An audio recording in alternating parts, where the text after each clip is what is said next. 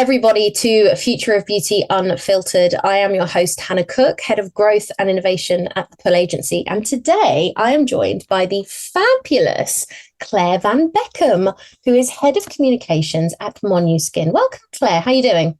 I'm very well, Hannah. Thanks for inviting me on today. I'm really looking forward to it. I am super excited to chat, especially as I am obsessed with your products. So we will be talking about that. I'm delighted to hear that. You've been using it, what now, for about 6 weeks, I would say? About that? Yeah, obsessed. We'll talk more detail. But before we get started, I'm going to do a bit of an introduction for everybody listening. So Claire worked in publishing for over 20 years and actually cut your teeth selling to fashion houses for the Sunday Times. And in 2000, led the team to relaunch the Sunday Times style as we know it. Congratulations. That's a very cool accolade to be having on your TV. A while ago, wasn't it? But yeah, I did. We were the first newspaper supplement to make a perfect bound magazine. You know, like the hard spine rather than the sort of, the staples. Yeah, it was revolutionary at the time, but we did it. Yeah, we did it. Absolutely. And after 10 years at the time, you jumped ship to join Glossies.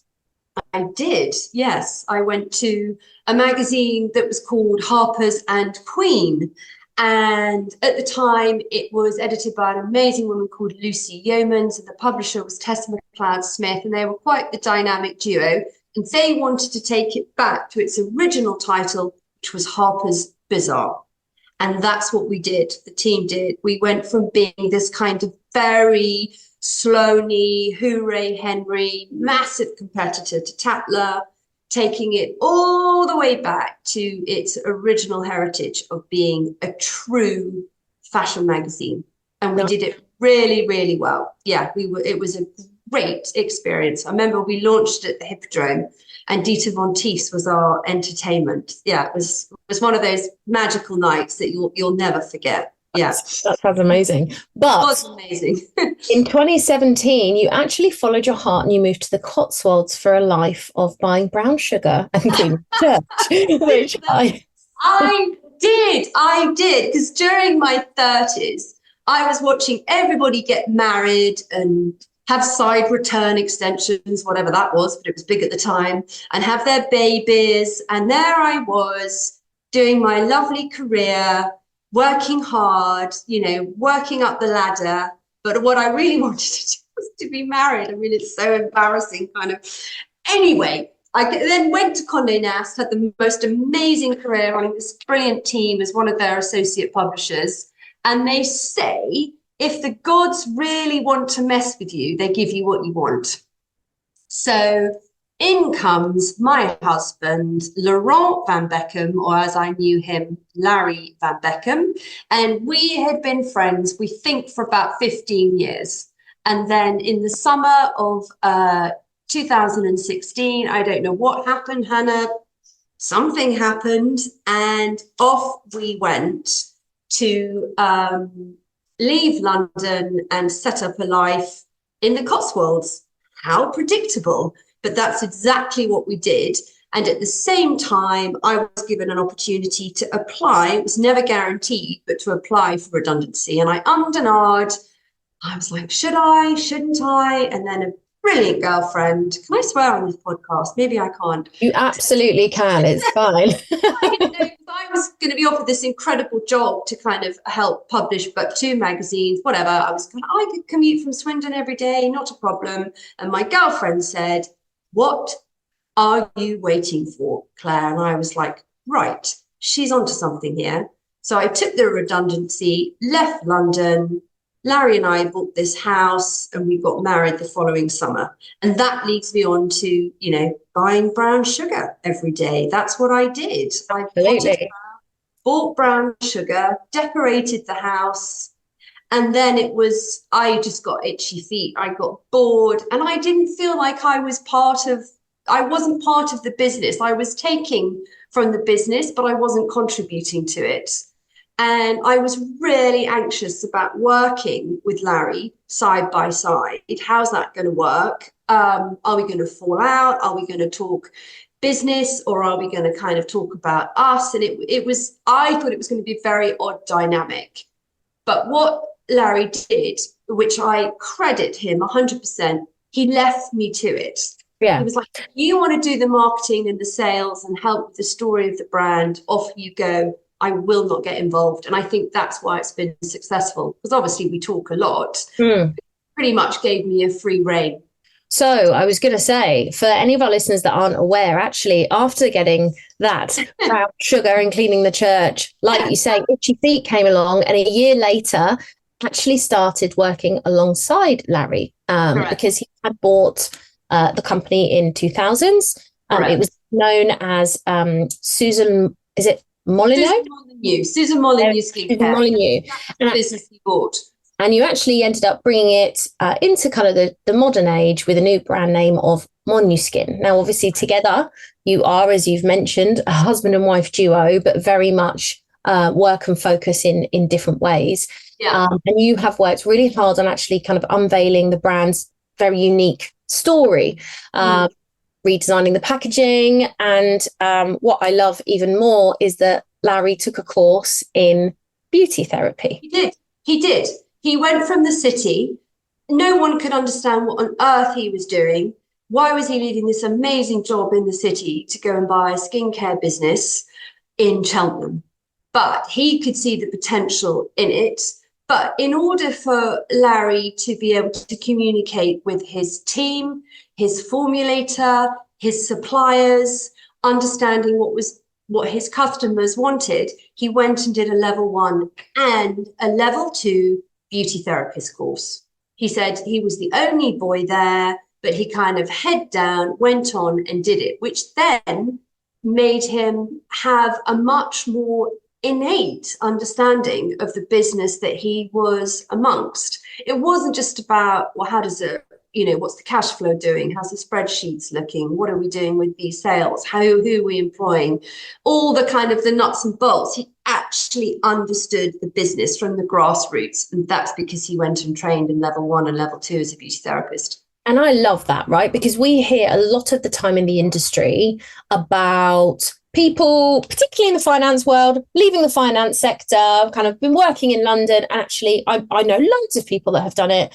And are like, I want to go and own a brand here. I want to work in this space. And there does become this kind of sometimes skepticism around actually whether you're doing it for the right reasons or whatever the reasons are irrelevant. But do you actually know what you're talking, what you're selling? So the fact that Larry, when I don't think I can realistically sell a product I don't know much about.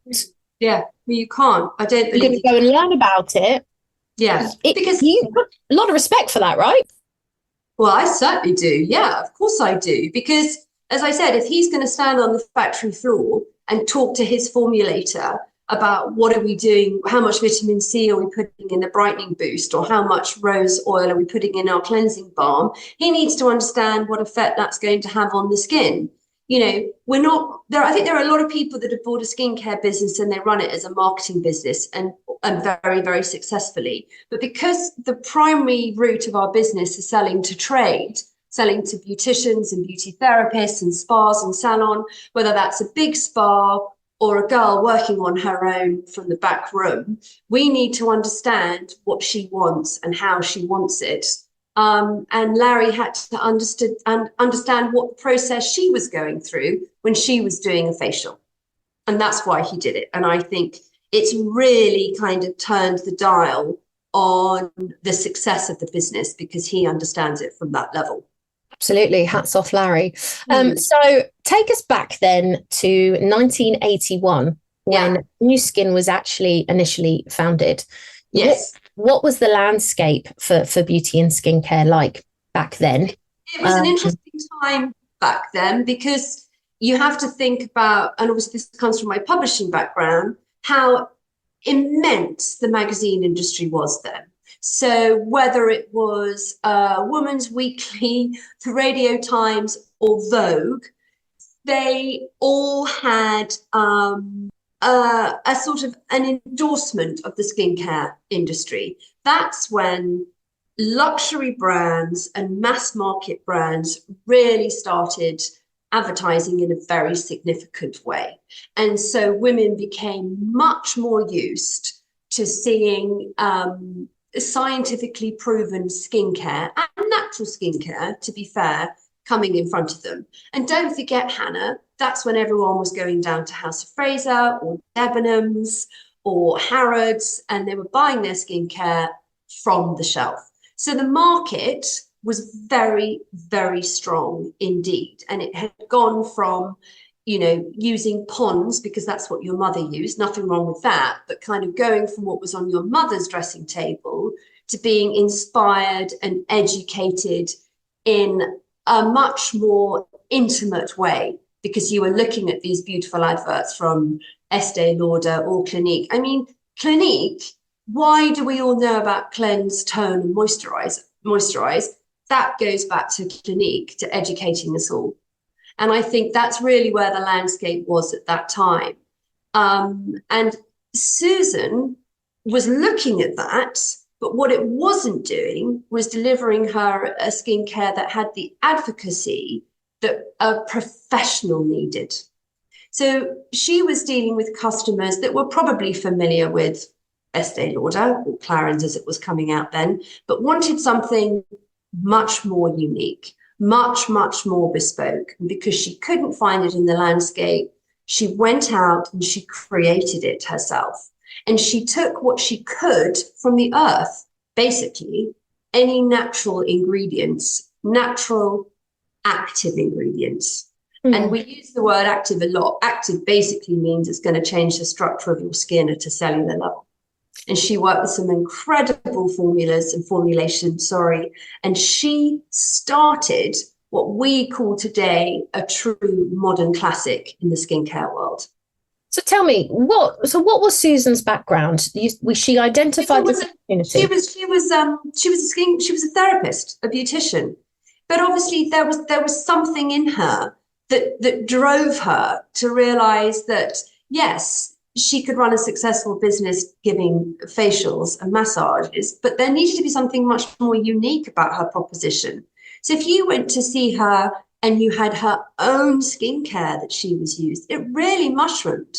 I mean, Jo Malone did it 20 years ago, but that's how she started, wasn't it? She was kind of a therapist going to women's houses using her own skincare. They all loved it. Gosh, I've simplified her story somewhat, but then it became a name, a brand name. And Susan did exactly the same, but 20 years before. And so I guess with Monuskin then, one of the kind of things it sounds like Susan identified was actually more kind of starting with the ingredients piece. Yes, absolutely. She was one of the first therapists to bring essential oil into the skincare market. She would use clay, for example, in her warming aromatic mask. She would use evening primrose oil in her restoring cream rich. And these are products that we're still manufacturing today. I mean, obviously they've evolved, and the portfolio of skincare that we do has evolved, because you have to remember, Hannah, what we are is a manufacturer. So we have our own factory, so we can see exactly what's going into every piece of skincare that we make. So we can watch it like a hawk and make sure that the actives are as strong as they need to be, and that the overall performance of the skincare is at its best. It's on our watch that it's made. And that was something that Susan started. She started her own factory. And actually, we only left that factory last autumn. It was brilliant, but actually then it became, very expensive to run because it was old. So we've gone to a much more modern factory now, which is very slick, very smart. The principles of the business are the same, that we are manufacturers of modern classic skincare. It's really interesting. I like that kind of modern classic skincare, because a lot of people nowadays, sometimes you assume that classic means it's not working, but actually, as I say, I'm a cheese and tomato pizza girl, right? And the grief I get, and my response is, it's called a classic for a reason. That's funny, right? And that's it's the same principle for me as skincare, but obviously working with beauty therapists to essentially be the face of Monuskin must also be exciting and challenging. Like you say, fundamentally, you're a manufacturer and your core business, obviously you have D2C, absolutely, which, by the way, guys, for anyone listening or watching, if you haven't tried the products, please do. I'm obsessed with the vitamin C booster. It's just the brightness booster is just incredible. But obviously, when you're like anyone that's kind of effectively franchising their brand or kind of having other people that you can't fully control represent your brand is great, but it's also tough because you get the good and the bad at times. How do you qualify therapists, salons, spas? What is your process you go through to make sure you're holding on to those kind of foundations for those new partnerships? And how do you then make sure they flourish? Well, first of all, they've got to be up to a level 2 qualified beauty therapist in order to start purchasing our products. So that's the kind of the basics of it. You can't just buy our products wholesale on our website without us seeing your qualifications. But that's totally normal. That's not a brick wall from people buying it. It's just that we want to make sure that they know how they're using it and what they're using it. And then really, to answer your next question, Hannah, is how do we police it is totally the wrong word, but how do we support them? We try our absolute best to have a one-to-one relationship with our spas and salons and our therapists. We don't drive around the country visiting them every afternoon because that would just be impossible because it's too big. But whether they speak to us on the phone or whether they speak to us on email or whether we're calling them back or whether we are visiting them, we try and make it as personal as we possibly can. And what we do is we look to educate them as much as we can. So we've just done these amazing training videos. We've done 4, we've got 8 more to do. And that means that if you go onto our trade website and you become a member on the trade website, which is free, you are then going to be accessing all of our marketing material. So if they want to use our beautiful images on their own social media or in their salon, that's all there for the taking. If they want to remind themselves what an aromatic facial is, they can then see this brilliant video and they can watch it. And it's smart and it's clever and it's engaging and it's personal. So they can see a therapist with a model. Obviously, we don't do it in real time because it's going to be an hour and it's not going to be the most kind of beguiling and bewitching video to watch, but it will be a touch point for them of what it means to use Monuskin care. And I think we just try and kind of share as much of that advocacy as we possibly can. Because if you choose to have Monu in your salon, you're already going to be saying to your customers, I have a very holistic approach to your skincare. I'm very interested in using natural products, of which over 80% are vegan as well. But mostly, I want you to leave my care with skin that is going to look so much better than when you walked in. And she can only do that with the right skincare. She can be the best therapist in the world. But if the end product she's using just isn't good enough, if it isn't fresh enough, if it isn't made with enough due care and attention and she understands how to use it, her customer is not going to see those results. It's like the best chef in the world, but using the cheapest cut of meat. You can't charge £50 if the meat is chewy and cut on the grain. It's quite specific, isn't it? But I'm trying to think of an analogy for it. I think it's really hard as well. I know lots of people that obviously kind of work within salons or for themselves that are therapists in lots of different areas. And I think one of the things that's quite challenging, even for if a therapist has gone, I'm going to set up my own salon, right? And got bigger and bigger and bigger. Fundamentally, they're a therapist at heart, right? So what they like doing are the treatments. And I think when you start working with a brand, any brand, and you decide that you like the formulations, you want the relationship and everything else, you're not there. You kind of become a business person as a consequence of wanting to grow what you enjoy doing. So a lot of therapists are like, I don't really want to have that time negotiating, arguing. I want to make that part of promoting the products I do easy so I can focus on doing what I actually enjoy, which is the caregiving piece, right? And I think what I really like about you guys is you've given them a toolkit, right? So it's all there. It's all there. And if they can't find it, we hope, it doesn't always work, but we hope they can pick up the phone or email us and we'll be there to help them. I mean, an example today, Hannah, is Gloucestershire College use Monuskin for their beauty therapist students. So Hannah, our head of training, is heading there this afternoon to talk to 25 new beauty therapists about specific facials and about Monuskin. So they will leave their course with a collection of skincare that they've actually heard how it works, how you use it, why it's so good. This is what you're going to tell your customer. This is why I'm using moisture-rich collagen cream on you. This is why I'm using our cucumber and allotonin sheet mask on you. Because there's a really fine line when you go in and have a facial or some sort of treatment. You just pointed out, it's a very, very personal experience.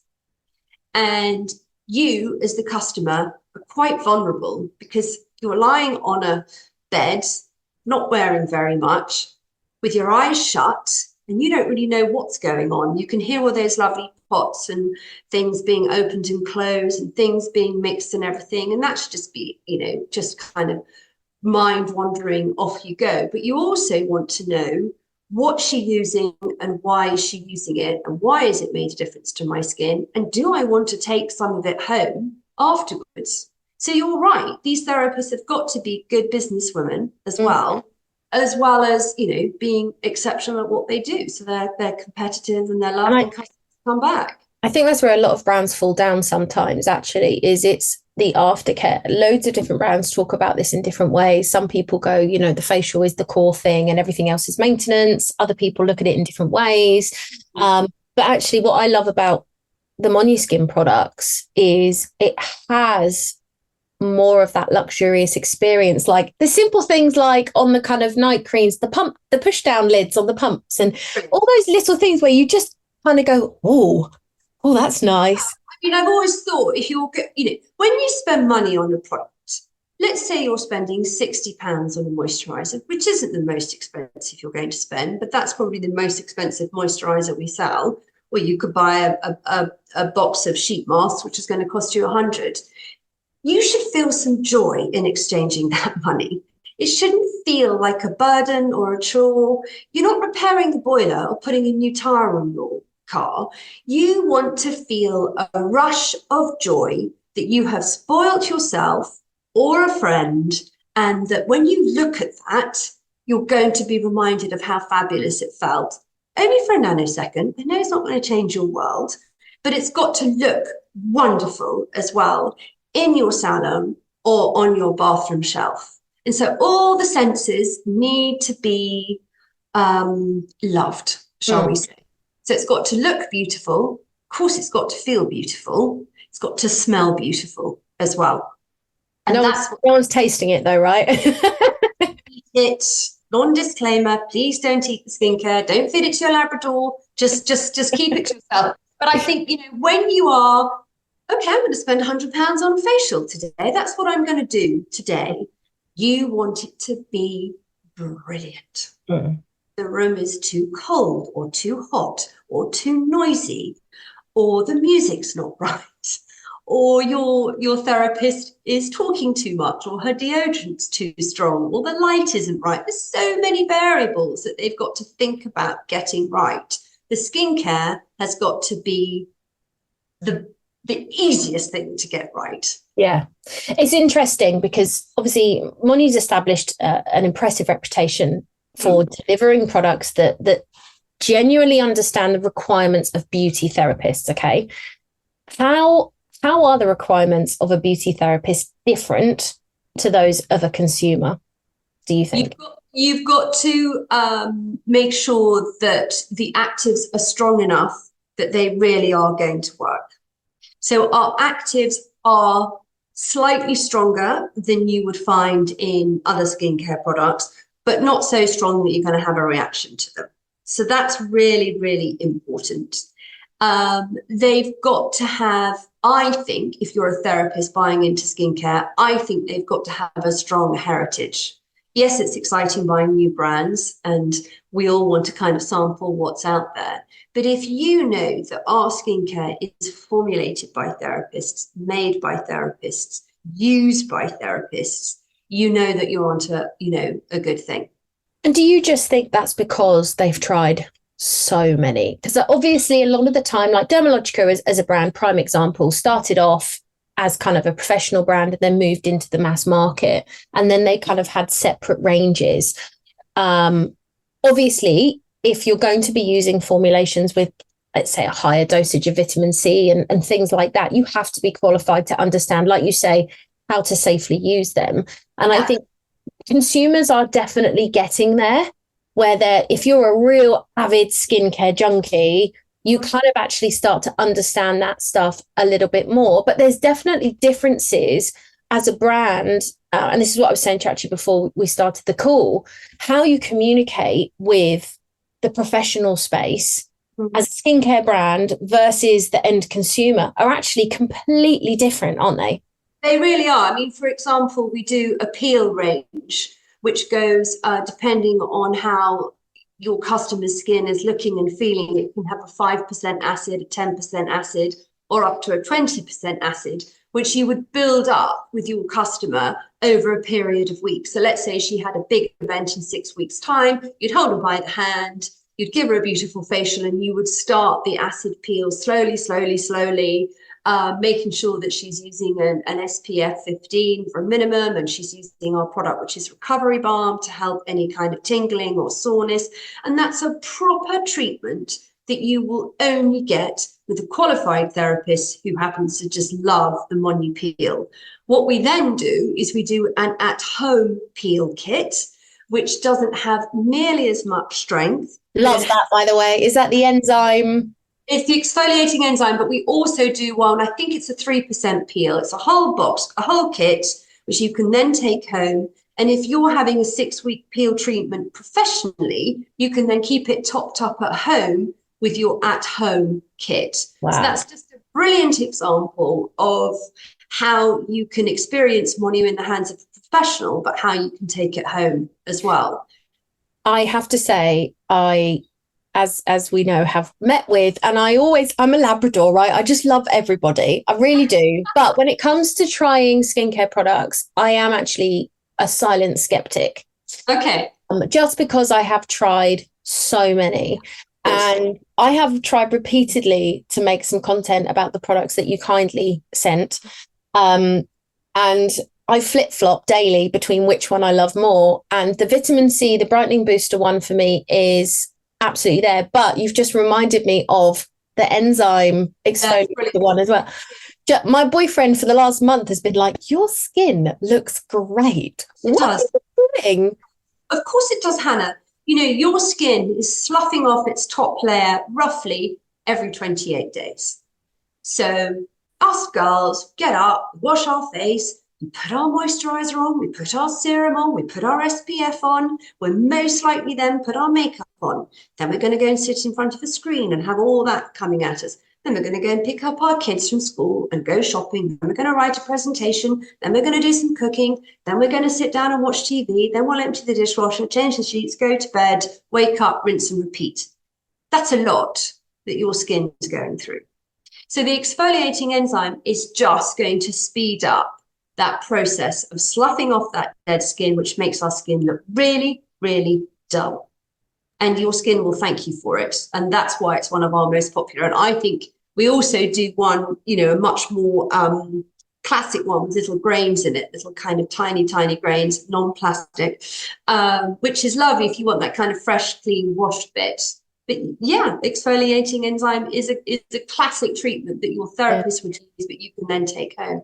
And I think that's what's lovely is it's really obvious looking at this brand that you've thought about every stage that a therapist wants their customer to go through, right? And that's what I quite like about, today we're focusing on actually what it's like to sell products to professionals. It's very, very, very different. Yeah.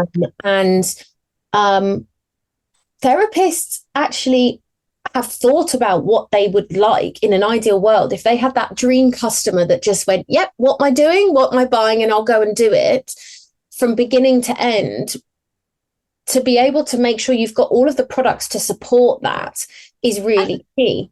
That they understand it. I think maybe, I'm not speaking on behalf of all therapists, Hannah, but I think a lot, they come out of college, they've worked hard, they've got their qualifications.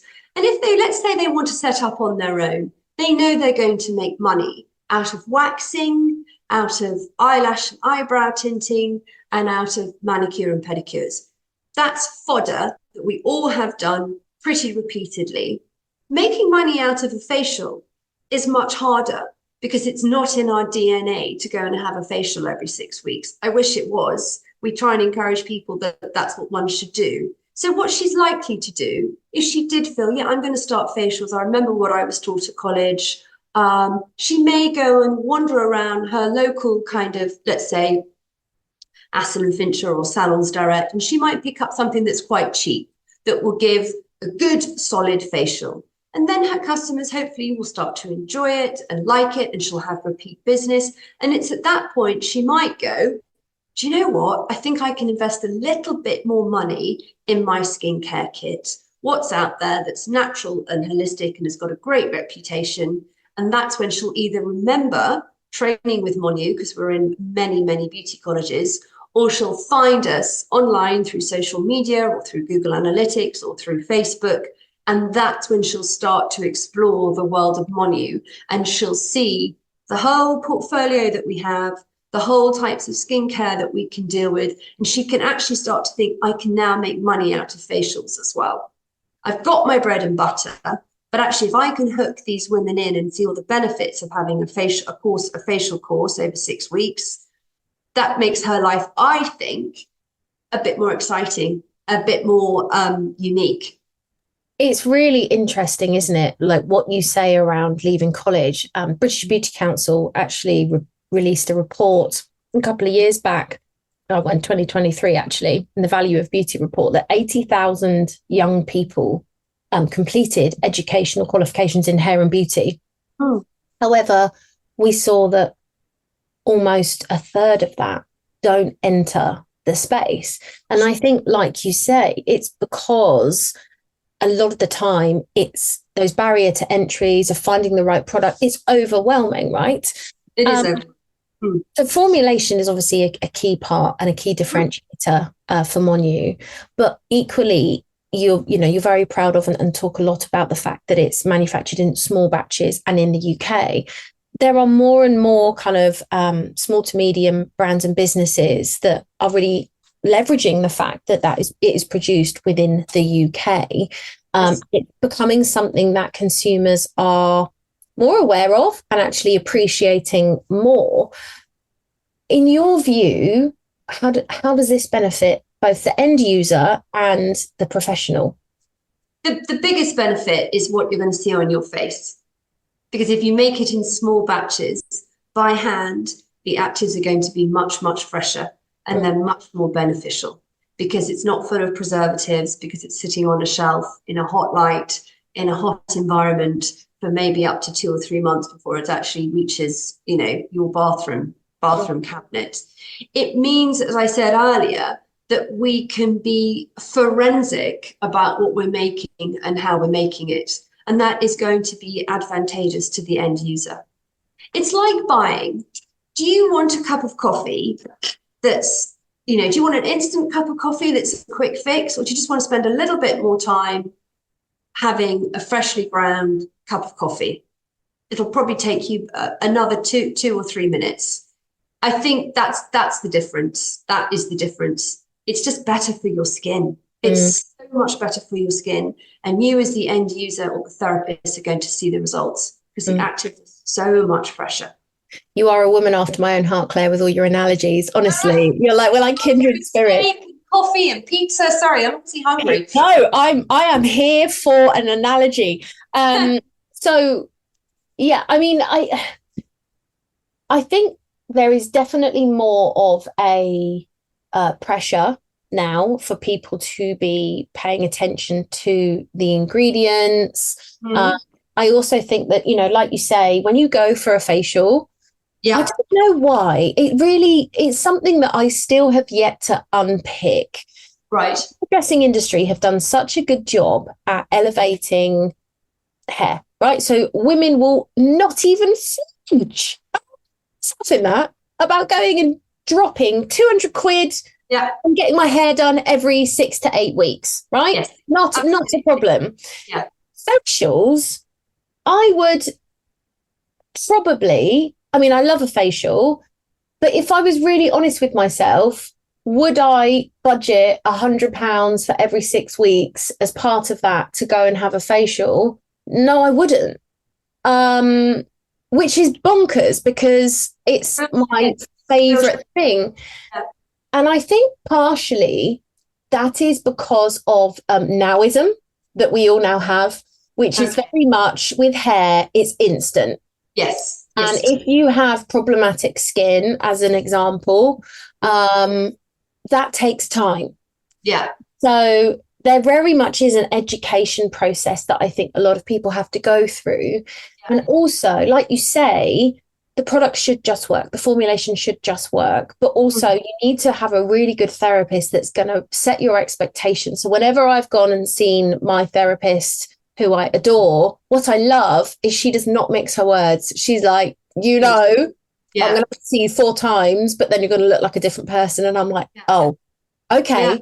And I think that, again, is really difficult for a lot of people when they are entering the industry or trying to go on their own, because you just kind of want to, there's that, like they said, balance between doing the craft and keeping everything else. You've got to learn to build up your database, haven't you? You've got to learn that the art of communication is incredibly important, and whether that's you direct messaging your customers because you've got a 20% off, or you've launched a new facial, or it's telling everyone what you're doing on your social media.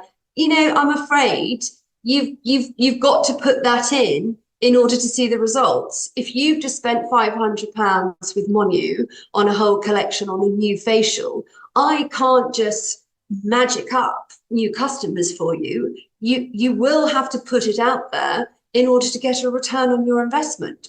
But that goes back to us helping you with your marketing and your visuals and social media. And obviously we have a social media page, which is all about pushing out the story of Monuskin. And that's really easy, just to send your customer along to that and go, well, look, why don't you follow Monuskin on Instagram or Facebook? And you can see what their products are doing all the time. It's kind of frustrating, Hannah, because, as you said, everyone's very comfortable getting their hair and nails done or a quick wax. Okay, we don't really think about it.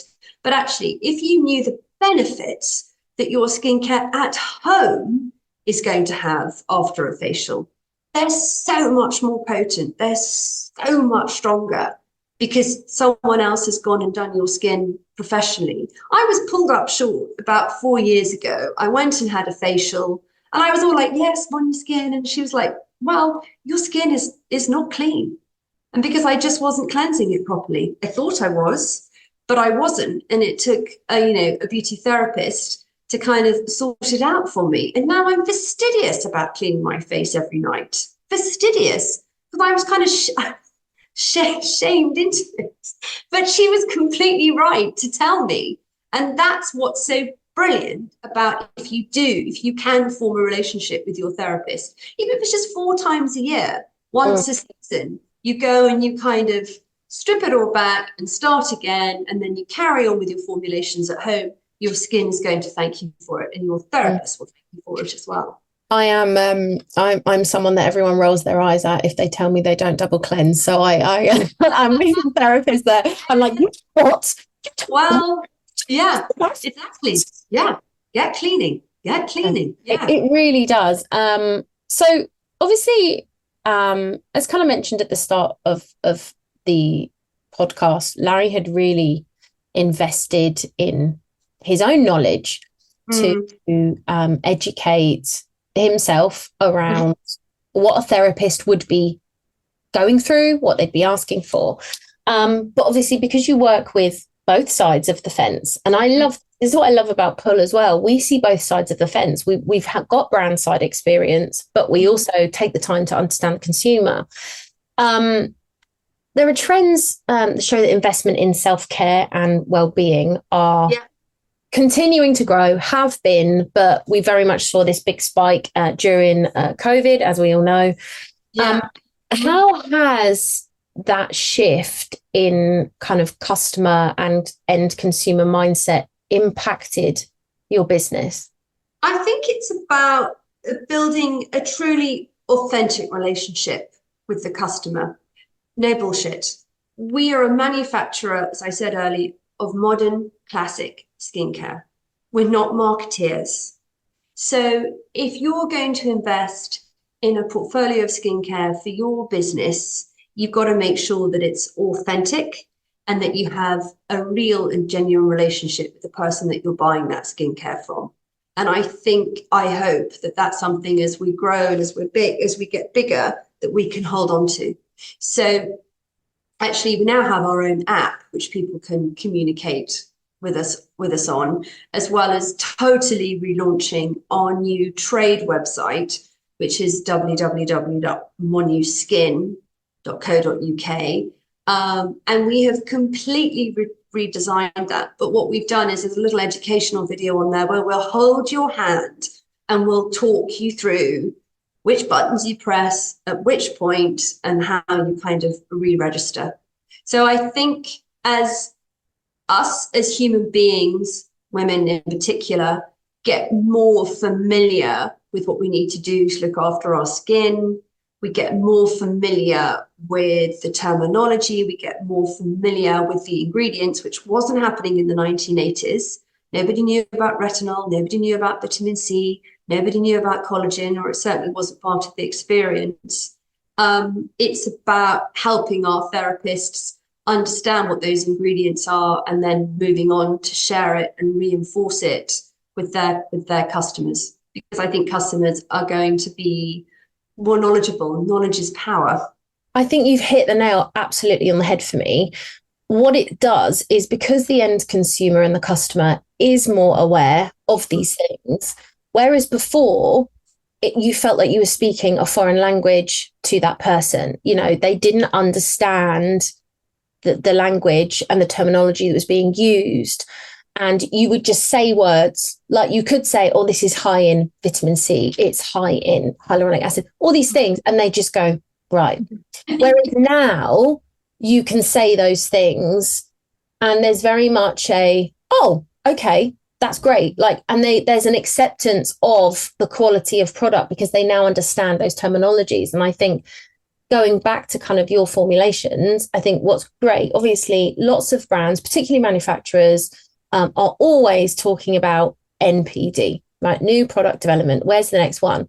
But EPD, kind of evolving product development, enhancing it, is becoming more important than ever before because, like you say, and that's what I love about you guys, it's that classic skincare with a modern twist. So you're constantly looking at it and going, how can we improve it? But you want to hold on to those fundamentals. And I think it's the balance of those things that really makes a difference to actually the salons and spas and therapists that are using the products as well, because they know that you're kind of helping them stay up to date with where formulations and everything are going.